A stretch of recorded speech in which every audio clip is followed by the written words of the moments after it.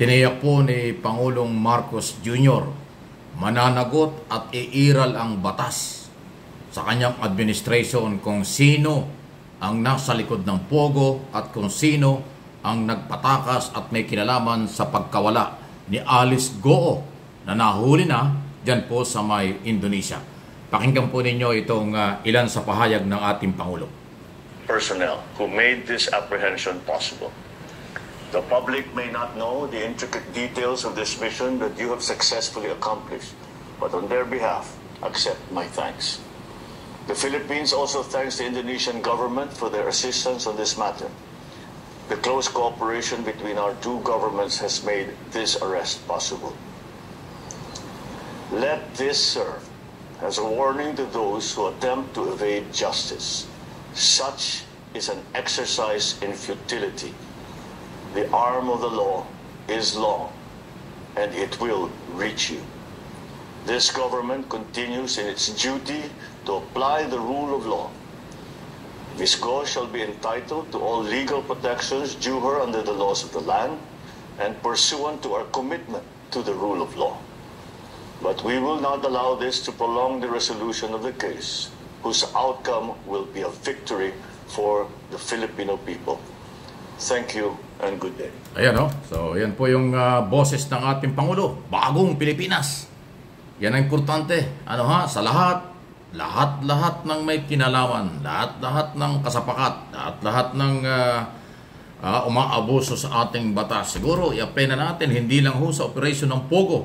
At yung pagtakas at may kinalaman sa nakakatakas na mga may pananagutan sa ating batas, mananagot po kayo ayon sa Pangulo. Ang batas ay paiiralin. Okay? Hindi ho pwedeng hindi sa ilalim ng kanyang administrasyon. Kaya muli, yung pong mga kasapakat sa illegal activities, kasapakat sa pagkawala, pagtakas, pagtatago ng lahat ng pinaghahanap ng batas, lalo na po yung may mga court order at iba pa, mananagot kayo under Marcos administration. Yan po yung more or less sa aking tingin at aking opinion, pananaw natin sa ganyang statement ng Pangulo. Isama na natin ang iba pang mga may kinalaman sa mga pag-iwas sa batas, pagtatago sa batas, at mga umaabuso. Kasama pa yan sa mga winawarningan at pinapalahanan yan ng Pangulo ng Bansa. Any comment, reaksyon, malaya po kayo. Samantala, sa ibang issue naman, eto na. Nagdududa na po. Talaga bang nagtatago na o busy lang? Hinahanap na po ng Quad Committee ng Kongreso si Harry Roque at si Mrs. Roque. Kasi itong si Roque ay nangako nung mga nakarang hearing na siya ay a-attend uli sa mga hearing pero hindi dumarating. Pangalawa, yung pangako niyang mga dokumento na kanyang isusumite kung ano ang mga negosyo at dokumentong may kaugnayan sa kanilang mag-asawa sa operasyon ng mga business na pinagdudahan ng Quad Committee, kanilang isusumite pero hanggang ngayon hindi. At ang pinapalabas kaya daw hindi dumating sa hearing ng isang araw ay nasa international conference sa Singapore. Pero dinouble check ng secretariat ng Quad Committee sa Singapore, wala pang reply ang Singapore authorities tungkol dyan. Kung imagunita, ginawa na rin ni Roque yung dahilan doon sa unang hearing, na ginawang unang hearing sa Pampanga. Pinalabas ni Harry Roque, meron siyang hearing sa Regional Trial Court ng Maynila. Nung makipag-ugnayan ang sekretary ng Kongreso doon sa court sa Maynila, inamin niyang wala namang hearing si Roque doon. So, nagsinungaling. Ngayon sinasabing meron daw international conference kaya nawawala. So, sinomo na po siya. Pag sinabing sinosomon, pinagpapaliwanag siya, pinapupunta siya, at kung hindi, contempt na po ang aabutin niya. Kung imagunita, kinontempt na. Pinakulong na ng 24 hours. Itong si Harry Roque, sa kanyang pagsisinungaling niya, na sinasabi niyang siya ay mayroong court hearing, wala naman. At ang nagpakulong pa sa kanya, yung dating kanyang kasamahan sa kanyang kabayan party list na si Ron Salo. Kaya, pag hindi pa ito dumating sa susunod na hearing, at hindi pa rin nagpaliwanag kung bakit siya ay nawawala, ay malamang kukontempt ulit yan. So, alam ni Roque kasi ang nangyayari. Ngayon po sa analysis at opinion ng inyong lingkod, sa tingin ko, sasabit talaga si Roque sa Pogo. Kasi itong mga sinasabi ni Sandra Ong, ang kaniyang abogado talaga ay si Roque.